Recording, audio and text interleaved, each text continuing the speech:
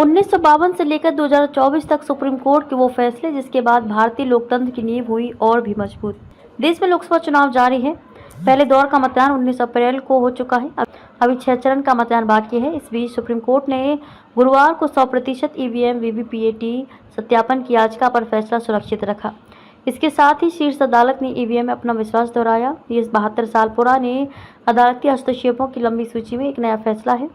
Supreme court के कई फैसलों ने आज़ादी के बाद से देश में हुए चुनाव से जुड़े फैसलों के जरिए भारत के लोकतंत्र को आकार और समृद्ध किया है। धनंजय महापात्रा ऐसे ही ऐतिहासिक निर्णयों के बारे में बता रहे हैं। साल 1952 पहले आम चुनाव से कुछ महीने पहले जनवरी 1952 में सुप्रीम कोर्ट ने पोन्नुस्वामी मामले में फैसला सुनाया था। इसमें शीर्ष अदालत ने कहा कि संविधान के अनुच्छेद 329B में चुनाव शब्द चुनाव को बुलाने वाली अधिसूचना जारी करने के साथ शुरू होने वाली पूरी चुनावी प्रक्रिया को दर्शाता है। शीर्ष अदालत ने कहा था कि चुनावी प्रक्रिया एक बार शुरू होने के बाद किसी भी मध्यस्थ चरण में कोर्ट की तरफ से हस्तक्षेप नहीं किया जा सकता है।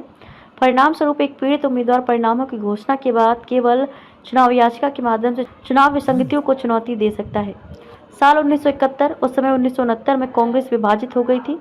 जगजीवन राम और एस नजलिंगप्पा के नेतृत्व वाले गुटों ने पार्टी के नाम पर दावा किया। ऐसे में चुनाव आयोग ईसी ने यह देखते हुए जगजीवन राम गुट के पक्ष में फैसला सुनाया कि उन्हें कांग्रेस सांसदों, विधायकों और प्रतिनिधियों का बहुमत समर्थन प्राप्त था। बाद में सादिक अली मामले 1971 में सुप्रीम कोर्ट ने चुनाव आयोग की कार्यप्रणाली को बरकरार रखा। उस समय ये पता लगाने में स्पष्ट कठिनाइयां थीं कि प्राथमिक सदस्य कौन थे और उनकी इच्छाओं का पता लगाने में ये वैध रूप से माना जा सकता है कि अखिल भारतीय कांग्रेस कमेटी के सदस्य और प्रतिनिधियों ने कुल मिलाकर प्राथमिक सदस्यों के विचारों को प्रतिबिंबित किया।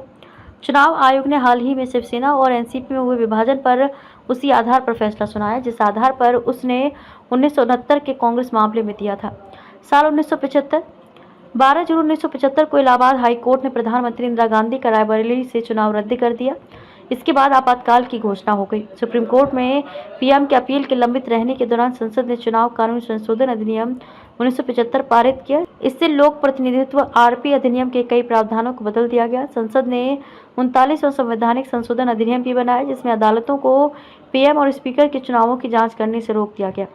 नवंबर 1975 में सुप्रीम कोर्ट ने इंदिरा के चुनाव को बरकरार रखा लेकिन 39वें संशोधन अधिनियम को आंशिक रूप से रद्द कर दिया। उसने अदालतों को पीएम और स्पीकर के खिलाफ चुनाव याचिकाओं पर विचार करने से रोक दिया।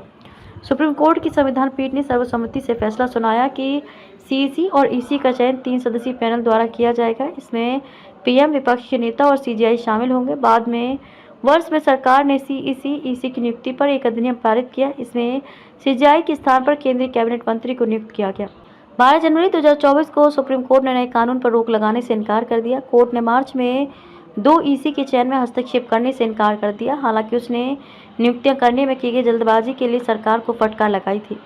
15 फरवरी 2024 को सीजेआई डीवाई चंद्रचूड़ की अगुवाई वाली 5 जजों की पीठ ने राजनीतिक डोनर की पहचान गुप्त रखने वाली चुनावी बॉन्ड योजना को असंवैधानिक और अनुच्छेद 19 के भाग के 1 के तहत मतदाताओं की सूचना के अधिकार का उल्लंघन बताते हुए रद्द कर दिया।